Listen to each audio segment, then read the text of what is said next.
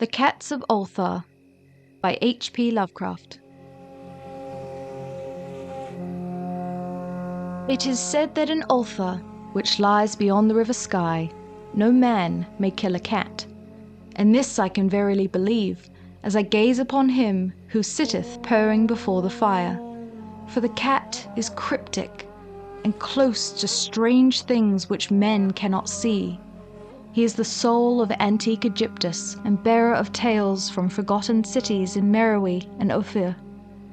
He is the kin of the jungle's lords, and heir to the secrets of hoary and sinister Africa. The Sphinx is his cousin, and he speaks her language. But he is more ancient than the Sphinx, and remembers that which she hath forgotten.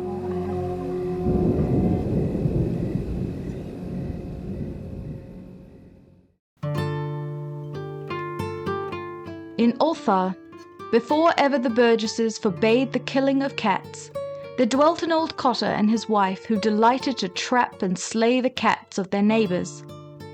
Why they did this I know not, save that many hate the voice of the cat in the night, and take it ill that cats should run stealthily about yards and gardens at twilight. But whatever the reason, this old man and woman took pleasure in trapping and slaying every cat which came near to their hovel. And from some of the sounds heard after dark, many villagers fancied that the manner of slaying was exceedingly peculiar. But the villagers did not discuss such things with the old man and his wife, because of the habitual expression on the withered faces of the two, and because their cottage was so small and so darkly hidden under the spreading oaks at the back of a neglected yard. In truth, much as the owners of cats hated these odd folk, they feared them more, and instead of berating them as brutal assassins, merely took care that no cherished pet or mouser should stray toward the remote hovel under the dark trees. When through some unavoidable oversight a cat was missed, and sounds heard after dark, the loser would lament impotently, or console himself by thanking fate that it was not one of his children who had thus vanished. For the people of Ulthar were simple, and knew not whence it is all cats first came. One day, a caravan of strange wanderers from the south entered the narrow cobbled streets of Ulthar. Dark wanderers they were, and unlike the other roving folk who passed through the village twice every year. In the marketplace, they told fortunes for silver and bought gay beads from the merchants. What was the land of these wanderers none could tell, but it was seen that they were given to strange prayers, and that they had painted on the sides of their wagons strange figures with human bodies and the heads of cats, hawks, rams, and lions. And the leader of the caravan wore a headdress with 2 horns and a curious disc betwixt the horns. There was in this singular caravan a little boy with no father or mother, but only a tiny black kitten to cherish. The plague had not been kind to him, yet had left him this small furry thing to mitigate his sorrow, and when one is very young, one can find great relief in the lively antics of a black kitten. So the boy whom the dark people called Meanies smiled more often than he wept, as he sate playing with his graceful kitten on the steps of an oddly painted wagon.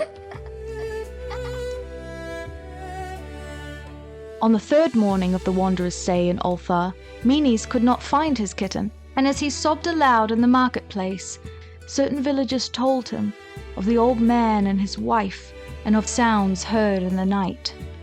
And when he heard these things, his sobbing gave place to meditation, and finally to prayer.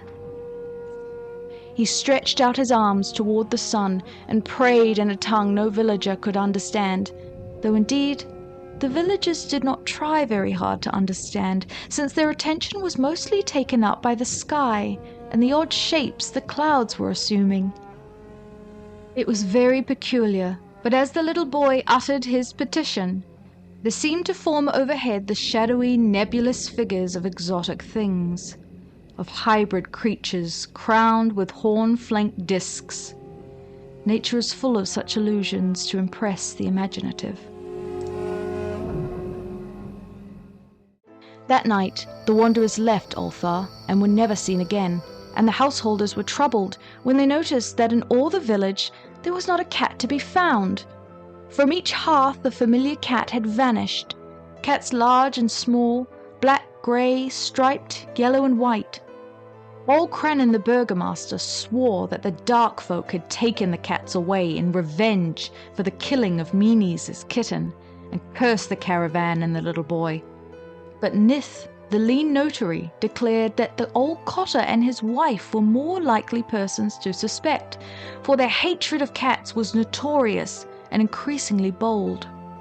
Still, no one durst complain to the sinister couple, even when little Atal, the innkeeper's son, vowed that he had at twilight seen all the cats of Ulthar in that accursed yard under the trees, pacing very slowly and solemnly in a circle around the cottage, two abreast, as if in performance of some unheard-of rite of beasts.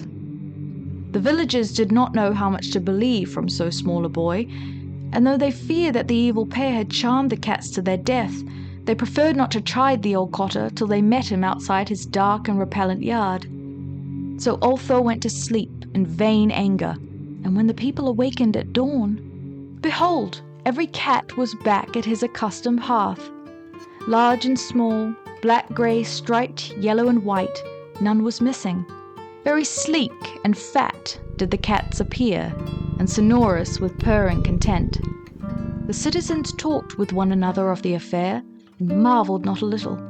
Old Cranon again insisted that it was the dark folk who had taken them, since cats did not return alive from the cottage of the ancient man and his wife. But all agreed on one thing, that the refusal of all the cats to eat their portions of meat or drink their sources of milk was exceedingly curious. And for 2 whole days the sleek, lazy cats of Ulthar would touch no food, but only doze by the fire or in the sun. It was fully a week before the villagers noticed that no lights were appearing at dusk in the windows of the cottage under the trees. Then the lean Nith remarked that no one had seen the old man or his wife since the night the cats were away. In another week, the burgomaster decided to overcome his fears and call at that strangely silent dwelling as a matter of duty. Though in doing so, he was careful to take with him Sheng, the blacksmith, and Thul, the cutter of stone, as witnesses. And when they had broken down the frail door, they found only this: 2 cleanly picked human skeletons on the earthen floor, and a number of singular beetles crawling in the shadowy corners. There was subsequently much talk among the burgesses of Ulthar. Zat, the coroner, disputed at length with Nith, the lean notary, and Cranon and Sheng and Thul were overwhelmed with questions. Even little Atal, the innkeeper's son, was closely questioned and given a sweetmeat as reward.